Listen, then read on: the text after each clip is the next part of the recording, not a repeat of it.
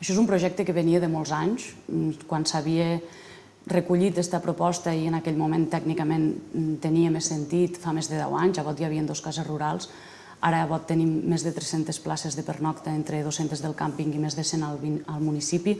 Nosaltres no tenim clar que sigui l'opció que pugui tindre més viabilitat econòmica i que pugui tindre més impacte sobre el sector turístic i agroalimentari que ja existeix al poble. Tot i així és una opció i no la descartem.